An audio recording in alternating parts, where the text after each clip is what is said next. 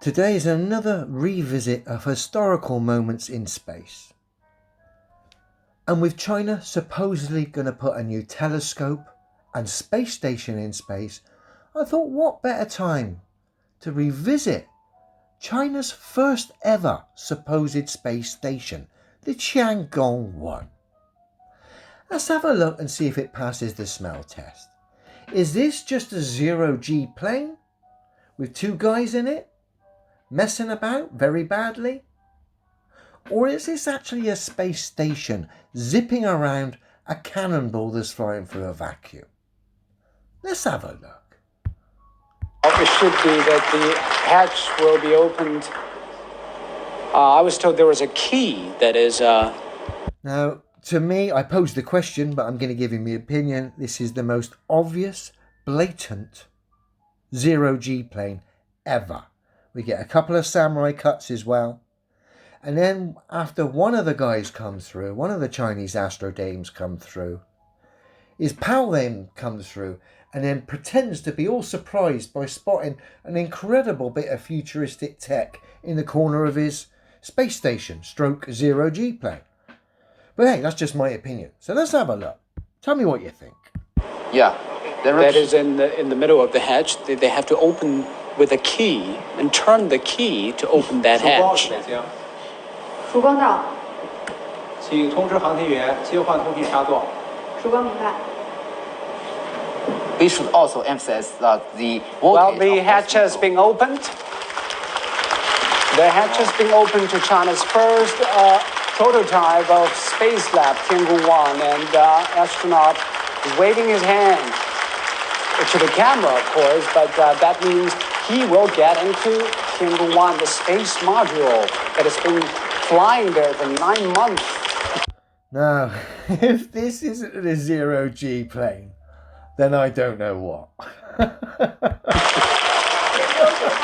And it looks like he's in good shape, and there are a lot of handles on the wall.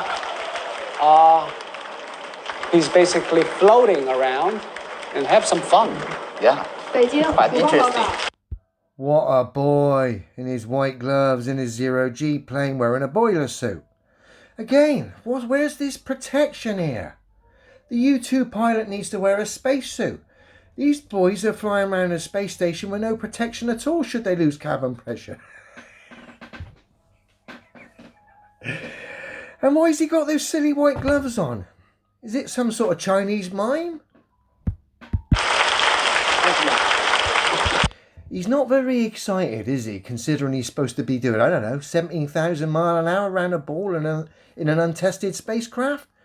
He looks kind of bored.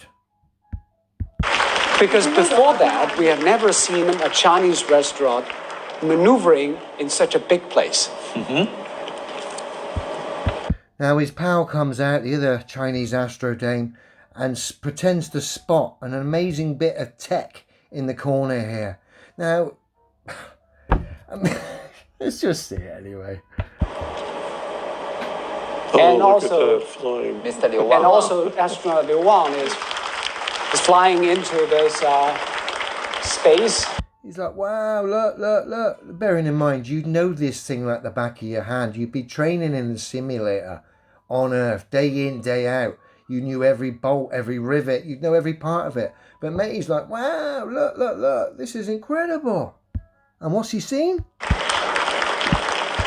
Yeah. I'm sorry, but if you want to believe clowns like this, CGI images from supposed telescopes in space,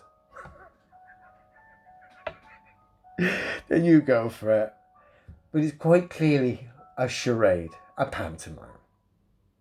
The globe, as I keep saying, is impossible. I've got this weird vibe, this feeling, with the Space Guardians being set up, and China now supposedly going to have another space station and telescope in space. I got this feeling China are going to be painted as the dark side, the wrong uns of space. And I got the Space Guardians are going to have to sort them out. I kind of think this is the way it's going to go a little bit further on. They need to jazz it up because quite clearly it's shockingly bad. And that can only be the reason that the Space Guardians were set up, to have a bit of bother in space. And who better than the poor old Chinese with their shockingly bad space pantomimes?